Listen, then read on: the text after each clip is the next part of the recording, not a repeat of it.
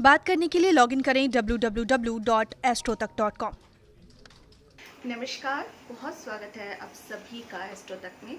मैं हूं प्रीतिका मजुमदार और आज मैं बात करूंगी पितृ पक्ष में क्या करना चाहिए, क्या नहीं करना चाहिए और किस जगह पे हम पितरों का पूजा कर सकते हैं जिससे कि पितृ पक्ष में पितृगण हमारे जो पूर्वज हैं, सिस्टर्स है, वो खुश रहे। क्योंकि पूरे साल में जब एक बार पितृपक्ष आती है तो पूरे साल जल का इंतज़ार करते हैं हमारे पितरों। तो हमें क्या करना चाहिए इस पितृपक्ष में जो अमावस्या आती है उस अमावस्या में हमें ये काम कर सकते हैं जो आज मैं आपको उपाय बताऊंगी। और ये या फिर अमावस्या के अलावा भी पितृपक्ष की तो जो 16 दिन है, क्योंकि 10 सितंबर से शुरू हो जाएगा, 16 दिन तक जो पितृपक्ष रहते हैं, इस समय 16 दिनों में से किसी भी दिन आप ये सारे उपाय कर सकते हैं। ये सारे उपाय पितृपक्ष में करना बहुत अच्छा रहता है।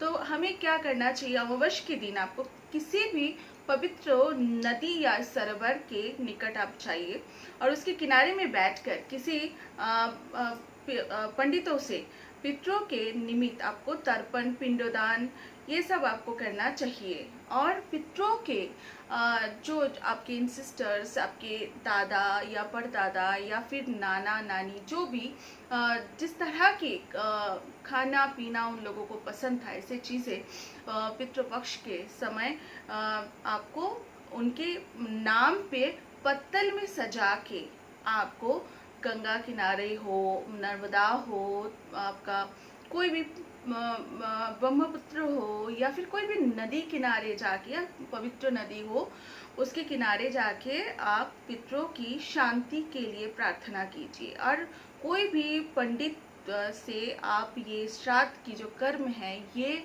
आप कीजिए पितृपक्ष के समय। इसमें क्या होगा, जिन लोगों के पितृ दोष है वो पितृ दोष से मुक्ति मिल जाएगा उनको। इसके अलावा आप क्या करें, इसके अलावा आप जो पितृपक्ष में गरीबों को खाना खिलाए और जितना वस्त्र वगैरह हो सकते हैं तो आप गरीबों को वस्त्रों का दान भी आप कर सकते हैं।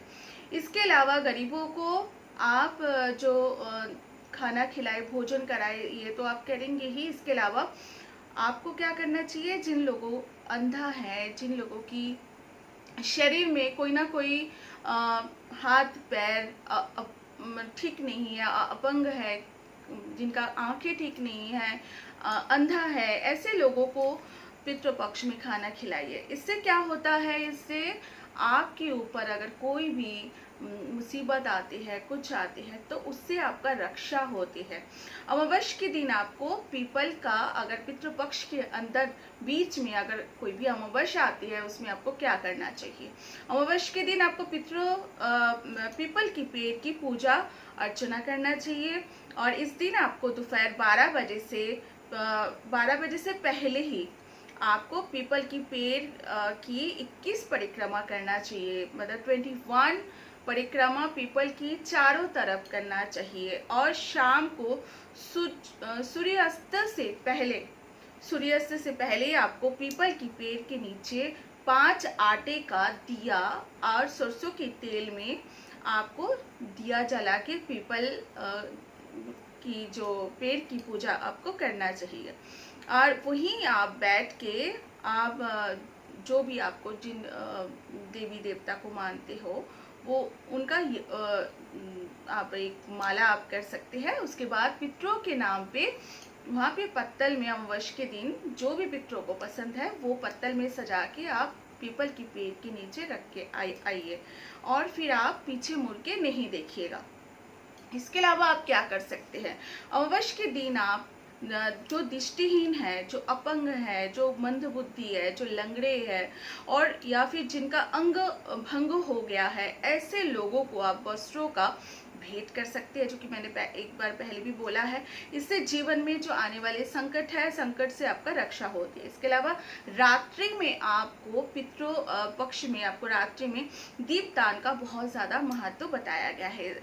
आपको इस पितृपक्ष में आपको ये जो 16 दिन है, किसी भी नदी, तालाब या सरोवर की साइड में किनारे पे दीपदान आप कीजिए और पितरों को याद करके दीप का दान कीजिए। और दीप खाली नहीं रखना, दीप के नीचे जब भी आप दिया प्रज्वलित करेंगे, दिया को सीधा जमीन पे नहीं रखना।